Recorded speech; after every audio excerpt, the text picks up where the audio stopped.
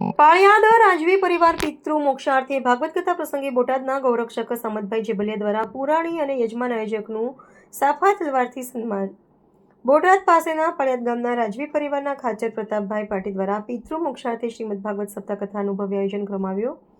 તે પ્રસંગે આજે હનુમાન જયંતિના પાવન પર્વ નિમિત્તે પવિત્ર દિવસે બોટાદના બહુમુખી પ્રતિમા ધરાવતા અને અનેક સામાજિક ધાર્મિક રાજકીય સંસ્થાઓ સંગઠનો સાથે જોડાયેલા બોટાદ જાણીતા ગૌરક્ષક સામતભાઈ જેબલિયા દ્વારા કથા સપ્તાહ વાંચતા પુરાણીજી તથા આયોજક ખાચર પ્રતાપભાઈ તથા ભાણુભા કુલદીપભાઈને રજવાડી સાફા બાંધી સાફામાં કલગી લગાડી શક્તિ રૂપેને રજવાડી તલવારો અર્પણ કરી રજવાડી ઠાળથી વિશેષ સન્માન કરવામાં આવેલ. અહેવાલ રોહિતાળ જટાપરા.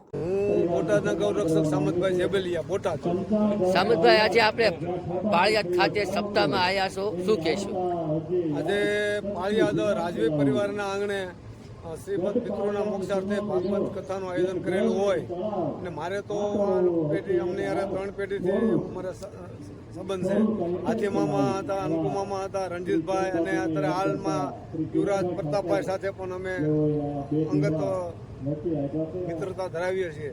એના અનુસંધાને આજે અમે બોટાદથી ખાસ કરીને પ્રતાપભાઈને અને યજમાન પરિવાર અને આયા કથાના વક્તાશ્રીને સાફો બાંધી રજવાડી તરવારથી અમે સન્માન કરવા આવ્યા છીએ અને અમે યજમાન શ્રી પ્રતાપભાઈ અને કથાના વક્તા શ્રી પુરાણી બાપુને અમે સાફો બાંધી તલવાર આપી અને અમે એમના આશીર્વાદ મેળવી અમે ધન્યતા અનુભવીએ છીએ. જય ભાગવત ભગવાન.